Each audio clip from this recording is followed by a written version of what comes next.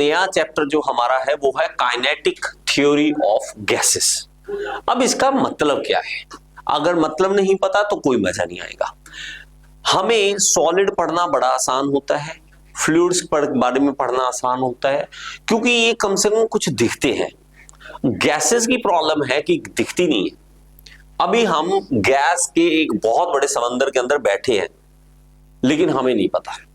यहां पे full of oxygen, full of nitrogen भरी पड़ी है आपके आसपास। आप एक समंदर में हो, लेकिन हमें ही नहीं पता कि हम समंदर के अंदर हैं, और ये गैस का समंदर है इस टाइम।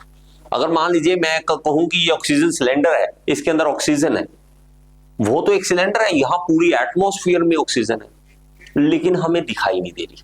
और ये गैसेस जो हैं वो प्रेशर जनरेट करती हैं। ये गैसेस जो हैं वो टेम्परेचर बढ़ता है उनका, और वो भागती हैं। अब हमें ना डिफाइन करना चीजों को दिक्कत आ रही थी गैसेस में। तो गैसेस में प्रेशर कैसे डिफाइन करें कि प्रेशर कितना लग रहा है, टेम्परेचर के हिसाब से काइनेटिक एनर्जी क्या है, इन सब के लिए काइनेटिक थ्योरी ऑफ गैसेस आई, जिसमें अब वर्ड सुनो काइनेटिक। काइनेटिक का मतलब होता है मूवमेंट, मूवमेंट से रिलेटेड। गैसेस जब मूव करती हैं उसकी थ्योरी हमें पढ़नी है, और उसके अंदर पढ़ना क्या है वो सुन लो। हमें यह देखना है कि अगर कोई गैस है तो किस टेम्परेचर पर वो भागेगी कितना, क्योंकि हर बार जैसे ही आप टेम्परेचर बढ़ाते हो तो गैसेस भागती हैं, उसके मॉलिक्यूल्स मूव करना स्टार्ट कर देते हैं उसमें मोमेंटम बढ़ना स्टार्ट हो जाता है, और जैसे जैसे टेम्परेचर बढ़ेगा वैसे वैसे उसकी स्पीड बढ़ेगी। हम एक्चुअली टेम्परेचर नहीं होता, स्पीड जो है मॉलिक्यूल्स की उसकी एवरेज लेते हैं, वही टेम्परेचर होता है। टेम्परेचर क्या है सुन लो दोबारा, टेम्परेचर है जब मॉलिक्यूल्स तेज भागते हैं उसकी काइनेटिक एनर्जी का एवरेज ले लेते हैं, और यही जो एवरेज है उसी को टेम्परेचर बोलते हैं एक्चुअली में। तो उसका एवरेज लेना पड़ता है काइनेटिक एनर्जी का। और यही गैसेस जो है, मॉलिक्यूल्स जो है, वो जाके वॉल्स के ऊपर टकराती है, किसी भी चीज के ऊपर, वॉल्स के ऊपर, अगर कंटेनर है कंटेनर की वॉल के ऊपर टकराती है, जोर से जा जाकर टकराती है, उसी के कारण प्रेशर बनता है। तो आप ये मत समझे कि प्रेशर कोई अलग चीज है। जो मॉलिक्यूल्स हैं वो तेज भागकर जोर से दीवार के ऊपर जाकर टकराते हैं, और वो दीवार के ऊपर जो प्रेशर जनरेट कर रहे हैं उसी के कारण वो प्रेशर हो रहा है। अगर मैं कहूं कि भाग के मैं जाके दीवार के अंदर टकराऊं तो मैं प्रेशर जनरेट कर रहा हूं, हम दीवार के ऊपर प्रेशर लगा रहा हूं। अगर प्रेशर नहीं पता लग रहा, आप बंदा खड़ा हो जाओ, एक बंदा सामने, मैं भागूंगा जाके बीच में टकराऊंगा, तब पता लगेगा कि मैंने धक्का मारा है, मैंने फोर्स लगाया है, और कुछ एरिया है सर्टेन, हम कहेंगे pressure force per unit area है, ये प्रेशर जनरेट हो गया। यही गैसेस करती हैं, और इन सारी की थ्योरी को हमें पढ़ना पड़ता है कि अच्छा क्या होगा, फॉर्मूला क्या होगा, क्यों पढ़ना है, ये सारी चीजें, वो सारी चीजें हम इसमें करेंगे। इसके अंदर कुछ अजम्पशंस हैं, अजम्पशन समझनी पड़ती है कि हमें ये मान के चलेंगे भाई साहब, जो आप बातें कर रहे हो ठीक है, लेकिन कुछ बातें हमें फिक्स रखनी पड़ेंगी, तब हम आपकी थ्योरी के ऊपर बढ़ सकते हैं। पहला, A system of gas consists of a large number of identical molecules। वो कह रहा है कि एक सिस्टम ले लीजिए, उस सिस्टम के अंदर जो मॉलिक्यूल्स हैं वो आइडेंटिकल हैं, मॉलिक्यूल्स हैं यहां पर वो एक ही जैसे हैं, यहां पर भी, यहां पर भी, यहां पर भी, यहां पर भी, उनका साइज, उनकी शेप एक जैसी है। आप उसमें ये नहीं कह सकते कि एक का साइज अलग है दूसरे का अलग है, ये हम नहीं कंसीडर करेंगे। हम कहेंगे सेम साइज सेम शेप है सबकी, ये मान के चल रहे हैं पहले से ही, ताकि कल को आपको कंफ्यूजन ना हो चीजों के। दूसरा ये कह रहा है the molecules are far away in comparison to their sizes. Size और आपस में जो डिफरेंस है वो बहुत अलग अलग है। कैसे? साइज है सिर्फ इतना, एक साइज है इतना, और आपस में जो दूरी है, आपस में जो डिस्टेंस है वो ज्यादा है। ये हम कहेंगे कि साइज बहुत छोटा है और आपस में जो है वो ज्यादा दूर खड़े हैं। तो ये हमारे पास दिया गया, the molecules are treated as hard sphere. हम मॉलिक्यूल्स को एक स्फीयर की तरह समझेंगे कि एक स्फीयर है, जिसमें हम कहेंगे कि वॉल्यूम का फॉर्मूला 4/3 पाई आर क्यूब हम कहते हैं, 4/3 पाई आर क्यूब। ये हमारा फॉर्मूला हम लगा सकते हैं क्योंकि हम उसको स्फीयर मान के चल रहे हैं। अब नेक्स्ट है the molecules undergoes perfectly elastic collision. ये परफेक्टली इलास्टिक कोलिजन का मतलब है कि अगर आपस में टकराएंगे तो इसकी काइनेटिक एनर्जी क्या है, काइनेटिक एनर्जी कंजर्व रहेगी। तो हमारे पास काइनेटिक एनर्जी जो है इसकी कंजर्व रहेगी, वो चेंज नहीं होगी। ये हमारा परफेक्टली इलास्टिक कोलिजन होगा। The molecules obey Newton's law of motion, ये लॉस ऑफ मोशन को हम फॉलो कर रहे हैं, ओबे कर रहे हैं। ये सब कुछ मान के चलेंगे तब हम इस की थ्योरी को पढ़ सकते हैं, इनकी चीजों को पढ़ सकते हैं, नहीं तो नहीं पढ़ सकते। क्योंकि आप कहोगे ये चीज चेंज होगी, अलग साइज है, शेप अलग है, नहीं, हम मान चुके हैं परफेक्टली इलास्टिक है, मतलब उसमें काइनेटिक एनर्जी के चेंजेस को हम नहीं टेंशन लेंगे कि कम हो गई।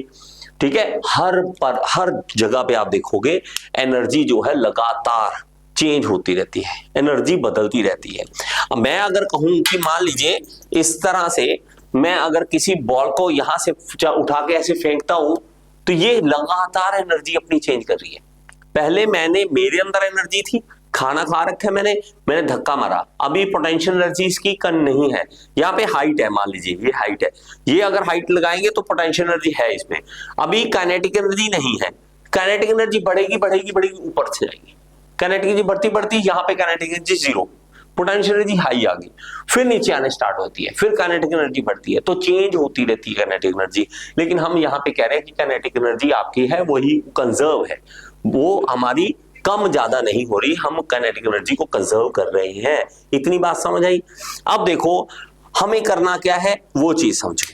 ठीक है, ये हमारे पास क्या है, ये हमारे पास एक कोई कंटेनर है और यहाँ पे प्रेशर की वैल्यू दे रखी है, और ये मैं इसके अंदर क्या करता हूं, इसके अंदर मॉलिक्यूल डाल देता हूं। ये देखो ये मॉलिक्यूल आए और ये जाकर आगे टकराएंगे, ये देखना ये वॉल्स के साथ टकरा रही है, और ये एक कंटेनर है और इसके अंदर मैंने गैस डाल रखी है। अब जितना ज्यादा इसके अंदर मॉलिक्यूल्स डालते जाएंगे डालते जाएंगे डालते जाएंगे, ये देखो और ज्यादा मॉलिक्यूल डाल देंगे, ये देखो। तो प्रेशर यहाँ पे आप वैल्यू देख रहे हो, प्रेशर की वैल्यू चेंज हो रही है, प्रेशर की वैल्यू लगातार बढ़ रही है। तो हम क्या करेंगे, यहां से टेम्परेचर, यहां से प्रेशर देख सकते हैं, ये मॉलिक्यूल्स लगातार इसके सरफेस के ऊपर टकरा रहे हैं। और जितना ज्यादा आप टेम्परेचर बढ़ाएंगे, टेम्परेचर बढ़ा कैसे कर सकते हैं, इसको आग जलाकर, ये देखो आग जला दी, उसके कारण ये देखो मॉलिक्यूल्स कैसे भागना स्टार्ट करें, ये भागे वो भागे, देखो कितनी, और टूट गया। क्यों, क्योंकि हाई प्रेशर हो गया। अगर मैं वापस करूं, नहीं सर मैं तो वापस करना चाहता हूं इसको, रिटर्न लीड, ये देखो ये आ गया। तो अब क्या है कि हमें अगर ठंडा करेंगे इस चीज को, देखो इसकी स्पीड जो है काइनेटिक एनर्जी कम होने स्टार्ट हो जाएगी। काइनेटिक एनर्जी कम हो रही है, कम हो रही है, कम हो रही है, कम हो रही है, कम हो रही है। ये करते करते इसकी बिल्कुल काइनेटिक एनर्जी अगर जीरो करना चाहते हो, आप इसको रोकना चाहते हो, तो इसको 0 केल्विन पे लाना पड़ेगा। ऊपर अगर टेम्परेचर देख रहे हो ध्यान से तो 0 केल्विन आ जाएगा।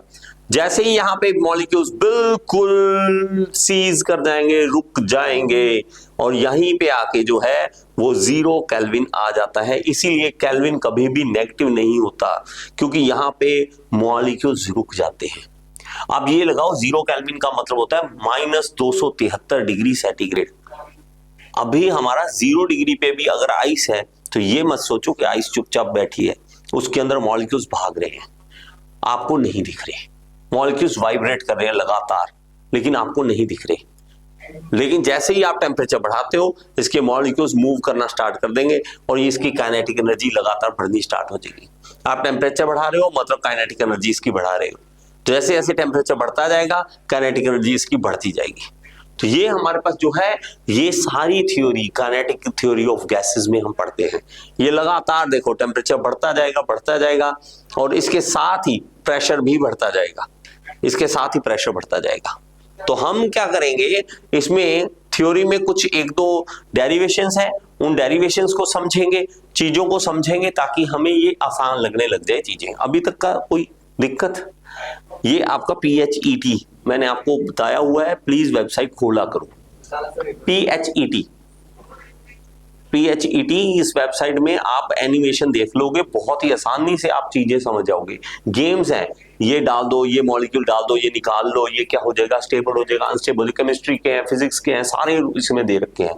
वो आपकी मर्जी है, बाकी आप देखना चाहते हो या नहीं देखना चाहते हो। बड़े ध्यान से समझना, टॉपिक बड़ा आसान सा है, उसमें से आना ही आना है आपके पेपर में से।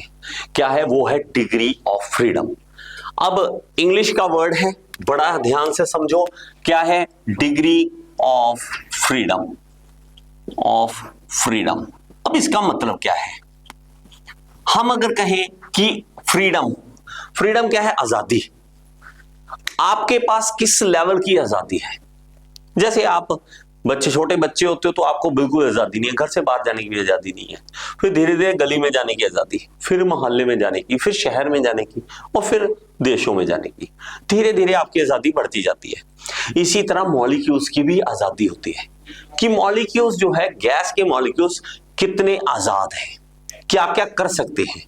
अब मैं कहूँ सर क्या मतलब क्या है इसका? सर आजाद है, कुछ कर सकते हैं, क्या हो जाएगा इससे, क्या कर लेंगे वो? तो हमें क्या है, हमें ये समझना है कि हमारे पास एक कंटेनर है, इसके अंदर कोई गैस पड़ी है। गैस भी अलग अलग तरीके की, एक होती है mono atomic gas, mono atomic gas. इसका मतलब क्या है? ये वो गैस है जिसके अंदर सिर्फ एक एटम होगा, उसका मॉलिक्यूल जो है वो सिर्फ एक ही एटम होगा। मोनो मतलब एक, मोनो एटॉमिक। जैसे कि हीलियम हो गया, आर्गन हो गया। ये गैस जो है, ये गैस जो है वो मोनो एटॉमिक है, ये अकेले अपने में खुश है, किसी के साथ इसका संबंध नहीं है। तो ये अगर होगा तो इसका डिग्री ऑफ फ्रीडम कितना होगा? अब डिग्री ऑफ फ्रीडम अगर बात करें तो इसका कितना होगा? अगर मैं कहूं, मान लीजिए मैं इस तरह से कोई आपको एग्जांपल देता हूं जिससे आपको चीज समझ आ सके। अगर मैं कहूं कि मेरे पास एक बॉल है, ये स्फीयर है, तो मैंने इसको एक एटम मान लिया कि ये एक एटम है, ये सिंगल है, ये मॉलिक्यूल है, एक ही एटम है इसका। इसकी आजादी क्या है? इसकी आजादी है 3 एक्सिस में। ये अगर मान लीजिए मैं इस तरह से समझता हूं, ये एक्स है, ये वाई है और ये जेड है। 3 एक्सिस होते हैं, आप चाहे किसी भी कॉर्नर को देख लो, 3 एक्सिस होते हैं। तो एक्स, वाई और जेड है। ये क्या कर सकता है? इस तरह से मूव हो सकता है, आजाद है ये। इस तरह से मूव हो सकता है, इसकी आजादी है। ये इस तरह से मूव हो सकता है, इसकी आजादी है। तो ये number of degree of freedom जो है वो इसके 3 हो गए कि ये 3 जगह पर अपनी मर्जी से इधर उधर आ जा सकता है। तो डिग्री ऑफ फ्रीडम इसका 3 हो गया। इस तरह के मोशन को हम कहते हैं ट्रांसलेशन मोशन। ये क्या है? ट्रांसलेशन। इस तरह से मोशन है तो ये ट्रांसलेशन मोशन है। तो एक्स में आगे पीछे जा सकता है, वाई में इधर उधर जा सकता है, जेड में ऊपर नीचे इस तरह से हो सकता है। तो ये इसकी आजादी है, डिग्री ऑफ फ्रीडम इसका 3 है। लेकिन हमें अगर बोला जाए कि ये इसको फॉर्मूले से प्रूव करके दिखाओ, तो डिग्री ऑफ फ्रीडम का याद रख लीजिए, एफ से लिखेंगे degree of freedom 3n minus R, 3n minus R. ये क्या है? हमारे पास है कि हम इसको फॉर्मूले में पुट करेंगे, जितने इसके नंबर ऑफ एटम्स होंगे और जितने इसके नंबर ऑफ रिलेशन होंगे। तो हमारे पास n क्या है? n क्या है? Number of atoms in a molecule, in a molecule, ठीक है।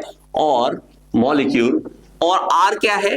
Number of independent relation, independent relation, ये हमारे पास है। अगर मैं कहूं कि मेरे पास एक गैस है जो कि मोनो एटॉमिक गैस है, मोनो एटॉमिक के पास हमारे पास इसके अंदर एटम कितने होंगे? तो हमारे पास नंबर ऑफ एटम एक ही है, उसके अंदर नंबर ऑफ एटम एक ही है और कुछ है ही नहीं है उसके पास, उसके मॉलिक्यूल के पास।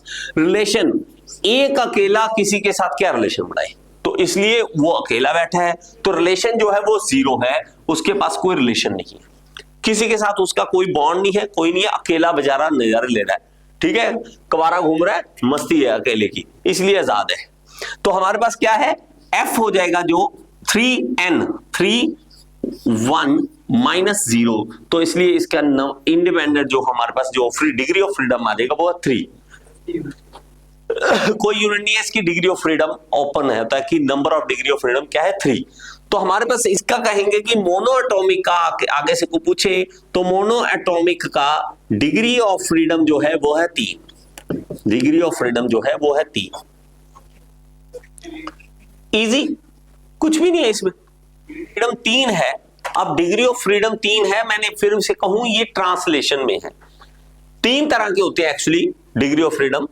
या तो वो ट्रांसलेट कर सकता है, या तो वो इस तरह से मूव कर सकता है इधर उधर इधर, या वो रोटेट कर सकता है अपनी जगह पे। देखो रोटेट करने के भी 3 एक्सिस है। किसी चीज को रोटेट करने के 3 एक्सिस होते हैं, या तो ऐसे रोटेट कर लो, या इधर रोटेट कर लो, या इधर रोटेट कर लो। एक ये होता है, एक होता है वाइब्रेशन। इस तरह से वाइब्रेट कर सकता है, इस तरह से वाइब्रेट कर सकता है, या इस तरह से हल्की अपनी जगह पे। तो 3 तरह की आजादी होती है, लेकिन इसके पास सिर्फ ट्रांसलेशन है, क्योंकि इसके पास कोई बॉन्ड नहीं है, किसी के साथ संबंध नहीं है, इसलिए या ना तो ये रोटेशन में है ना ये वाइब्रेशन में है। वाइब्रेशन में चीज तब आएगी जब हाई टेम्परेचर पे होगा। आपका सीबीएसई में जो सिलेबस है उसमें हम लोअर टेम्परेचर की बातें करते हैं, हम हायर टेम्परेचर की बातें नहीं करते। जैसे जैसे हायर टेम्परेचर में जाते हैं तो वाइब्रेशन की समस्या भी हमें देखने को मिलती है। तो ये हमारे पास आ गया। नेक्स्ट हमारे पास जो है वो है डिग्री ऑफ फ्रीडम, मान लीजिए वो है डायटोमिक का। नेक्स्ट लिख लीजिए, वो है डायटोमिक का। डायटोमिक। नेक्स्ट जो है वो है डायटोमिक के लिए। डायटोमिक के लिए हमारे पास ऑक्सीजन आ गई जैसे, क्लोरीन आ गया जैसे, और नाइट्रोजन आ गया जैसे।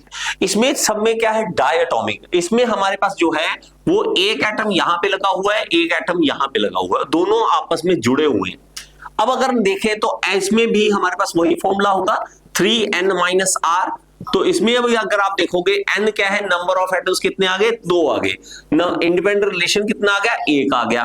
तो मैं इसको करूंगा 3 2 -1 तो 6, हाँ जी 6 -1 5। तो हमारे पास डिग्री ऑफ फ्रीडम जो है डायटोमिक का सॉरी 5 आ गया। लिख लीजिए, डिग्री ऑफ फ्रीडम जो है वो 5 आ जाएगा डायटोमिक के लिए।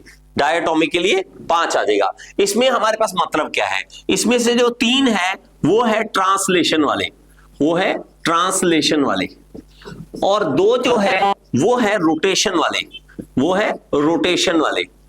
कुछ बुक्स आपको इसमें रोटेशन वाले, लेकिन सीबीएसई में इससे ज्यादा नहीं है।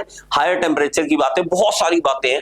साइंस जितने ज्यादा पढ़ते जाओ, डेप्थ में जाओगे, कई आपको यहाँ पे 7 देखने को मिलेगा, जिसमें आपको वाइब्रेशन वाला भी देखने को मिलेगा हाई टेम्परेचर पे। तो हाई टेम्परेचर की बातें हम नहीं करते हैं, इसलिए हमारे पास जो है यही है। अब इसमें अगर आप देखोगे तो मैं आपको दिखाऊं कि ये कैसे करता है। तो ये हमारे पास मान लीजिए 2 एटम है, ये कैसे मूव कर सकते हैं, ये एक्स में भी मूव कर सकता है, ये वाई में भी मूव कर सकता है, और जेड में भी मूव कर सकता है, ऊपर नीचे। ट्रांसलेशन वाले तीनों इसके अंदर भी है। लेकिन अगर आप देखोगे कि ये कैसे घूम सकता है, तो इस एक्सिस के अबाउट, ये देखो ऐसे घूम सकता है, ये चीज ऐसे घूम सकती है इस एक्सिस के अबाउट, ठीक है। और इसको इस एक्सिस के अबाउट देखोगे तो ये ऐसे घूम सकता है। और तीसरे एक्सिस है ये, देखो ध्यान से देखना, अगर मैं इसको अच्छी तरह से कराने की कोशिश करूं तो ये 3 एक्सिस होते हैं बेटा, ये 3 एक्सिस होते हैं, ये देखो ये होते हैं 3 एक्सिस। तो तीसरा ये यही एक्सिस मान लो इसको। तो आप अगर ध्यान से देखोगे तीनों एक्सिस के अंदर राउंड किस तरह से घूम रहा है, तो ये हमारे पास इस तरह से घूमेगा कि ये मेरे पास ये सामने वाले एक्सिस है, इसके अबाउट ऐसे घूम सकता है। ये वाले एक्सिस जो है इसके अबाउट ऐसे घूम सकता है। लेकिन अपने ही एक्सिस पे रोटेट ऐसे करना, इसको हम नहीं मान रहे हैं।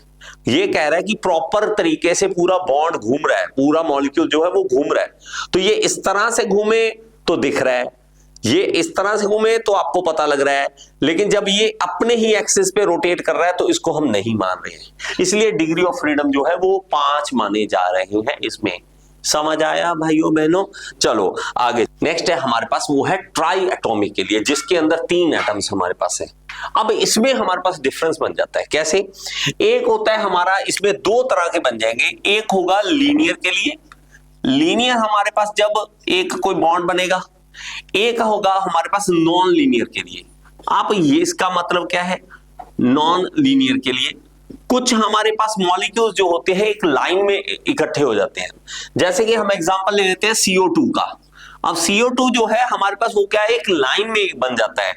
हमारे पास ऑक्सीजन अगर यहां देखें, ऑक्सीजन हमारे पास यहां देखें, और हमारे पास कार्बन जो है वो सेंटर में अगर लगा ले ऐसे, तो हमारे पास इसके साथ बॉन्ड बना, इसके साथ बॉन्ड बना। रिलेशन इसके साथ है, इसके साथ है। अब कार्बन ये है, ऑक्सीजन ये है, ऑक्सीजन ये है। अब अगर देखेंगे तो हमारे पास नंबर ऑफ एटम्स इसके अंदर जो है वो 3 है और नंबर ऑफ इंडिपेंडेंट रिलेशन जो है वो 2 है। और इसमें अगर आप फॉर्मूला लगाओगे तो 3n माइनस आर, तो 3n 3 इंटू 3 माइनस आर ये 2, 9 माइनस 2 7, तो ये डिग्री ऑफ फ्रीडम 7 आ गया। किसका? लीनियर के लिए आया है, ये लीनियर के लिए है। लेकिन अगर आप नॉन लीनियर की बात करोगे तो नॉन लीनियर जैसे कि हमारे पास H2O या O3 ओजोन है, ये हम जब देखते हैं इसका तो ये इस तरह से रिलेशन बनाते हैं कि ये नॉन लीनियर होते हैं, इस तरह से लाइन में नहीं होंगे, ये एक लाइन में नहीं होंगे। अगर मान लीजिए ये ऑक्सीजन है, ये हाइड्रोजन है, ये हाइड्रोजन है, तो ये हमारा नॉन लीनियर है। तो नॉन लीनियर में अगर आप देखोगे एक इंडिपेंडेंट रिलेशन ये है, एक इंडिपेंडेंट ये है, ये आपस में भी बॉन्ड में होंगे, तो ये एक और बन जाएगा। यहां पे ये डिफरेंस पड़ जाता है। तो हम अगर देखेंगे तो इसके अंदर देखोगे तो F equal to 3n minus R, तो मेरे पास बड़ा सिंपल सा है कि इसके अंदर n क्या है 3 और इंडिपेंडेंट रिलेशन कितने हैं 3, तो 3 इंटू 3 माइनस 3, 9 माइनस 3 6, तो ये degree of freedom non linear के लिए 6 है, नॉन लीनियर के लिए 6 है। अगर आप इसमें देखना चाहते हो तो वो कुछ इस तरह से देखा जा सकता है, अगर आप देखोगे तो ये लीनियर बन जाएगा, ये लीनियर बन जाएगा। इसमें भी आपको देखोगे तो नंबर ऑफ जो रिलेशन है यहां पे देखोगे number of degree of freedom 7 है, तो इसमें 7 में हमारे पास क्या होगा, यही अगेन हमारे पास जो है एक्सिस अलग अलग बन जाएंगे। ये इस तरह से भी मूव कर सकता है, इस तरह से भी, इस तरह से भी, ये इस तरह से घूम सकता है, ये इस तरह से घूम सकता है। इसके अलावा 2 वाइब्रेशनल भी हो सकते हैं, तो हमारे पास जो है ये वाइब्रेट भी कर सकता है, ये वाइब्रेट करना स्टार्ट कर देंगे, ये साइड वाले मॉलिक्यूल जो है वाइब्रेट करना स्टार्ट कर देते हैं एक्सिस पे, तो इस तरह से टोटल इसके जो है वो 7 बन जाते हैं। तो हमारे पास रोटेशनल वाले, हमारे पास ट्रांसलेशनल वाले आ जाएंगे, रोटेशन वाले आ जाएंगे, वाइब्रेशन वाले भी आ जाएंगे।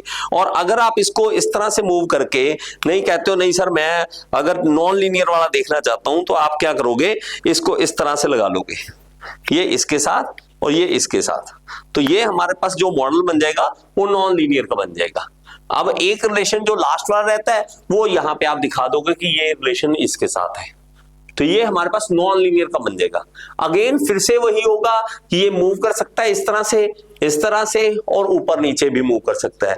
ये एक्सिस तीनों एक्सिस पे मूव गोल रोटेट कर सकता है, ऐसे भी रोटेट कर सकता है, ऐसे भी रोटेट कर सकता है और ऐसे भी रोटेट कर सकता है। तीनों एक्सिस पे ये रोटेट कर सकते हैं, इसलिए हमारे पास 6 आते हैं। इसमें वाइब्रेशन नहीं आता है क्योंकि यहाँ पे ये फिक्स होते हैं। तो ये हमारे पास जो है वो नॉन लीनियर में डिग्री ऑफ फ्रीडम हमारा बदल जाता है। तो तीनों के लिए, मोनोटॉमिक के लिए 3 है, डायटोमिक के लिए कितना है 5 है, डायटोमिक के लिए 5 है। अगर ट्राइटोमिक में देखोगे तो लीनियर के लिए 7 है, नॉन लीनियर के लिए 6 है। ये आपको याद होना चाहिए, या तो ये ऑब्जेक्टिव में डाल देगा कुछ ना कुछ, या आपको ये पूरा पूरा करने को बोल देगा कि तीनों का डिग्री ऑफ फ्रीडम निकाल के दिखाओ। समझ आया? पक्का? शुक्र है। ठीक है, आगे देखें। आगे आपको, हाँ अच्छा, एक ना मैंने जैसे मैं खुद चैट जीपीटी से एक बार क्वेश्चन किया कि मोनो एटॉमिक के पास अगर डिग्री ऑफ फ्रीडम कम क्यों है, तो मोनो एटॉमिक जो होता है वो एक पॉइंट की तरह माना जाता है कि एक पॉइंट है बस, ना तो वो अपनी जगह पर रोटेट कर पाता है ना कुछ, तो वो सिर्फ इस तरह से ट्रांसलेशन ही कर पाता है। डायटोमिक में बॉन्ड बनने के कारण हमारे पास वो रोटेट भी करने लग जाता है, ट्राइटोमिक में वाइब्रेट भी करने लग जाता है, तो उसके रीजन होते हैं कुछ। तो ये अगर आप देखोगे तो दिमाग लगाओ तो ये फिक्स है, एक डेरिवेशन है, बहुत इंपॉर्टेंट है, 100% है कि एग्जाम में आएंगे, 100% है। और डेरिवेशन बहुत आसान है, थोड़ा सा ध्यान से सुन लेना तो समझ आ जाएगी। ठीक है, सुनो, हम क्या करना चाहते हैं, हम प्रेशर देखना चाहते हैं कि प्रेशर की एक फॉर्मूला दे दीजिए गैसेस के लिए कि हमारे पास जो मॉलिक्यूल्स होते हैं वो कंटेनर की दीवारों के साथ टकराते हैं और ये दीवारों के साथ टकराने के कारण ही प्रेशर बनता है। लेकिन हमें प्रेशर का फॉर्मूला निकाल के दीजिए कि कौन सा ऐसा फॉर्मूला है जो हम गैसेस के लिए यूज कर सकें। अब आपको सर ये जो प्रेशर है तो फॉर्मूला हमारे पास है ना, फोर्स पर यूनिट एरिया, लेकिन ना तो हमें फोर्स पता है, इसमें फोर्स पता ही नहीं है मॉलिक्यूल कितनी लगा रहा है। अगर हमें पता हो फोर्स कितनी लगा रहा है तो हमें टेंशन नहीं, फोर्स पर यूनिट एरिया करेंगे, काम खत्म है। लेकिन हमें फोर्स ही नहीं पता तो दिमाग लगाएंगे, कहता है यार कुछ तो करना पड़ेगा, मॉलिक्यूल्स टकरा रहे हैं, मॉलिक्यूल्स का साइज तो आइडिया है हमारे पास, इतना सा वॉल्यूम है, तो वो ये अगर टकराएगा तो आइडिया कुछ लगा ले। हम कह रहे हैं कि क्या दिमाग लगाएंगे। ये कहेगा, कहता है ना ऐसे करो यार, एक पार्टिकल पकड़ लो, उसका देख लो कि कितना फोर्स लगा रहा है। अगर मैं मान लीजिए मैं कहता हूं कि एक छोटा सा स्टोन उठाया मैंने और आपके मारा, तो आपके ऊपर जितना आपके ऊपर फोर्स लगा वो एक के कारण लगेगा। मैं अगर टोटल मिला के उतने सेम स्टोन 100 फेंकता हूं तो इंटू 100 कर दूंगा। फोर्स हम निकालेंगे पहले एक मॉलिक्यूल के लिए, एक छोटे से पार्टिकल के लिए निकाल लेंगे। हम कहेंगे फिर हमें तो ये पता है कि एक का निकालना हमें आता है, क्यों? क्योंकि लॉज ऑफ मोशन में हमने समझा है फोर्स के बारे में, इसीलिए आपको बुक 1 में फोर्स का पहले समझा देते हैं, क्योंकि इसको यूज करना है, आपने सारी जिंदगी यूज करना है फोर्स का। तो उस फोर्स को समझना है, उसके बेस पे हम मॉलिक्यूल, एक मॉलिक्यूल का निकालेंगे, नंबर ऑफ मॉलिक्यूल जितने होंगे उससे मल्टीप्लाई कर लेंगे। हमारे पास आ जाएगा कि भाई साहब देखो फोर्स इतना निकल रहा है, एरिया से डिवाइड कर लो, प्रेशर आ जाएगा। कितना इजी सा है। अब ध्यान से सुनो, क्या करेंगे हम, एक क्लोज कंटेनर लगे, उसके अंदर एक मॉलिक्यूल छोड़ देंगे, कहेंगे जा मार उसके ऊपर टकरा, ये यहां से जाएगा तो एक vx स्पीड के साथ जाएगा। अब ये x क्या है? देखो 3 डायरेक्शन होती है। हम अगर हवा में कहें कि मैं ब्लो किया एयर, तो एयर ऐसे थोड़ा ना ऐसे जाएगी सीधी ना, वो कहेगी ऐसे, समझना। आपके पास जब चींटी चलती है ना, चींटी सिर्फ 2 एक्सिस को यूज करती है। आपके पास क्या करेगी, अगर जमीन पे चल रही है तो वो सिर्फ x में जाएगी या y में जाएगी, z में नहीं जाती। चींटी अगर दीवार पे चढ़ जाए वो अलग बात है, उसमें भी वो 2 ही एक्सिस होंगे, एक इधर एक इधर, बस ऐसे यूज कर सकेगी मान लो। लेकिन अगर मैं कहूं मक्खी नहीं देखती x y, वो ऐसे उड़ती है। अगर मैं कहूं ऐसे उड़े, इधर जाए तो x, इधर जाए तो y, ऊपर जाए तो z, लेकिन वो जा रही है ऐसे, तो x में भी जा रही है, y में भी जा रही है और z में भी जा रही है। लेकिन हम क्या करेंगे, पहले दिमाग ये लगाएंगे, सिंपल एक डायरेक्शन में देख लो, पहले एक में देखो, तीनों के लिए हम एक आइडिया लगा देंगे, वेक्टर एडिशन का दिमाग लगा लेंगे। तो ये है vx स्पीड से इधर जा रही, वेलोसिटी से इधर जा रही है, और जब ये टकराकर वापस आएगा तो यहां पे वेलोसिटी जो होगी वो माइनस vx होगी। माइनस का मतलब क्या है, सिर्फ डायरेक्शन होती है और कुछ नहीं होता। कभी ये मत सोचना कि माइनस में कभी वेलोसिटी होती है, माइनस डायरेक्शन दिखाती है। अगर मैं जाऊंगा इस साइड तो पॉजिटिव है, इस साइड जाऊंगा तो नेगेटिव है, बस डायरेक्शन बताइए और कुछ नहीं किया। तो मैंने क्या करना है, यहां पे ये आइडिया लगाने के बाद हम ये कहेंगे, और ये कंटेनर जो है वो इस तरह से 3D में है, इस 2D में हमें समझ नहीं आएगा, ये 3D में है एक्चुअली। ये दीवार है जिसका यहां पे एरिया A है, ये दीवार है जिसके साथ ये टकरा रहा है, और ये एरिया A है इसका, और यहां से ये जो जा रहा है, यहां से ये इधर ही और जा रहा है, इस साइड में जा रहा है। ठीक है, अब ध्यान से देखिए, और लिखना आप बाद में करेंगे, ठीक है। एक बार मैं आपको लिखने का मौका दे दूंगा, फिर आप लिख लेना। अब देखो हमारे पास क्या होता है, प्रेशर होता है फोर्स पर यूनिट एरिया। अब लेकिन फिर से वही बात, फोर्स नहीं पता। फोर्स देखने के लिए हमें न्यूटन भाई साहब ने बता दिया क्या, कि rate of change of momentum force होता है, rate of change of momentum force होता है, ये होता है हमारे पास फोर्स। अब इसका मतलब क्या है, ये है मतलब change of momentum, change of momentum, momentum per unit time. नीचे हम करेंगे कि वो टाइम से डिवाइड कर देंगे। अब मोमेंटम क्या होता है, मोमेंटम क्या होता है, मास इनटू वेलोसिटी, ये हमारे पास क्या होता है, मोमेंटम। अब अगर कहें कि ये m मास है इसका, कोई ये m मास है, जब ये जाएगा तब मोमेंटम होगा, तो मैं कहूंगा कि इनिशियल मोमेंटम, इनिशियल मोमेंटम इस तरह से लिख दूंगा मोमेंटम, और फिर ये क्या होगा, ये आगे की ओर जाएगा, m इंटू vx हम लिख देंगे। जब ये वापस आएगा, फाइनल मोमेंटम की बात करेंगे, फाइनल मोमेंटम की बात करेंगे तो एम वी एक्स ही है लेकिन माइनस में है। क्यों? क्योंकि डायरेक्शन चेंज हो गई है। अब मेरे पास क्या होगा कि हम यहां पे देखेंगे कि मेरे पास मोमेंटम में चेंज कितना आया, चेंज मतलब माइनस, और ये माइनस ऑलरेडी है, एम वी एक्स ये कर देंगे अपॉन टाइम कर देंगे, डिवाइड कर देंगे टाइम से। अब देखेंगे M V X plus M V X upon time. अब टाइम जो है वो जाते हुए टी लग रहा है, आते हुए फिर से टी लग रहा है, तो इसलिए इसको कह देंगे 2t टाइम लग रहा है।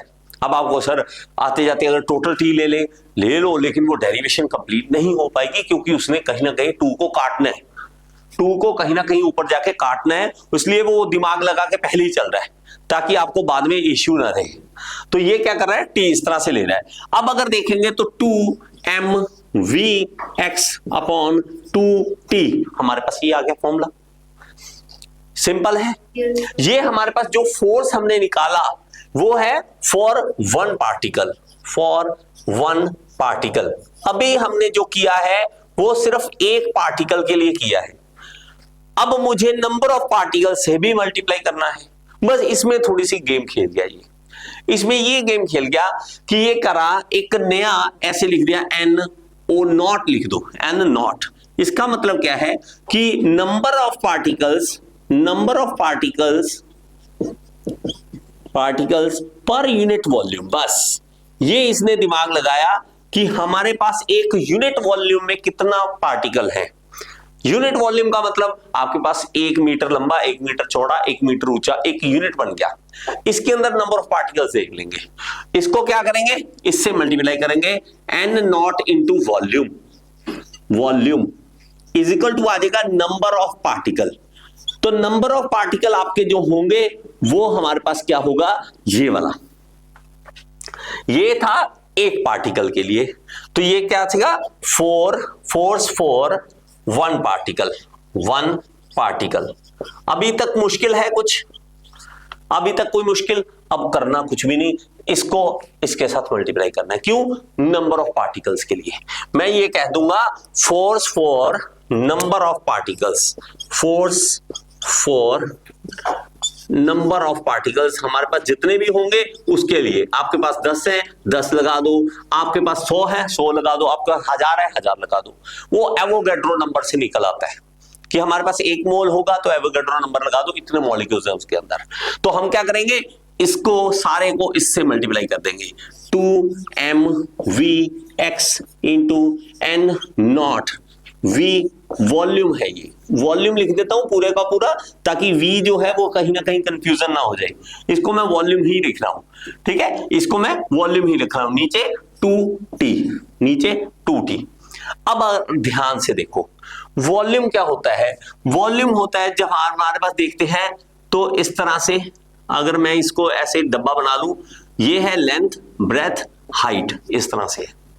अगर मैं इसको कह दूं x, इसको y, इसको z ऐसे कह दूं, तो ये y और z को मल्टीप्लाई करके बन जाएगा एरिया, ठीक है, x into Y into z।